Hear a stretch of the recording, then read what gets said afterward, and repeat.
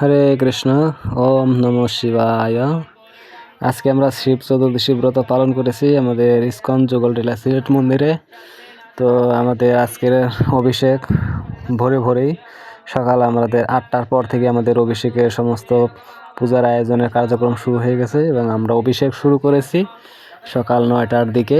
তো যাই হোক, তো সেখানে বিষ্ণু স্মরণম সংকল্প করে স্বস্তি বাচন করে আমরা কালচক্রপুর তত্ত্বাবধানে ভগবান শিব ঠাকুরকে পাদ্য অর্ঘ্য আসমন মধুপর্ক বিবিধ উপজাতি পূজা নিবেদন করে আমাদের মন্দিরের অত্র মন্দিরের সেক্রেটারি প্রভু শ্রীমদ্ ভাগবত করুণা দাস ব্রহ্মচারী প্রভু ভগবানকে আরতি নিবেদন করে আমরা অভিষেক শুরু করেছি।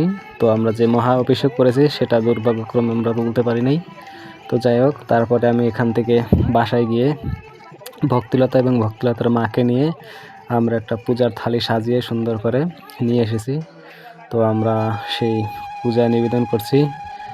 ওম ত্রম্বাকম যজামহে সুগন্ধিম পুষ্টিবর্ধনম উর্বায়ুরকবন্ধনম মৃত্যুর্মোক্ষ্যমামৃতাৎ ইদম দুগ্ধস্নানিয়ম দধিস্নানিয়ম ঘৃতস্নানিয়ম মধুস্নানিয়ম। ওম নমঃ শিবায় নমঃ।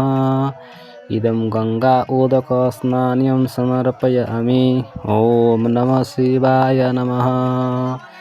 এইভাবে আমরা তিনজনেই ভগবানকে শিবকে স্নান করাই। তো অনেক ভিড় থাকা সত্ত্বেও আমরা সুন্দরভাবেই ভগবানকে স্নান করাইছি। তারপর আমরা চন্দন সহ বেলপাতা তুলসী পত্র নিবেদন করছি ভোলানাথ শিবশঙ্করকে। তারপরে অখণ্ড ফল নিবেদন করছি। তো হরে কৃষ্ণ। আমাদের শিবব্রত খুব সুন্দর হয়েছে। তো আপনারা কারা কারা শিবব্রত পালন করেছেন অবশ্যই জানাবেন। হরে কৃষ্ণ।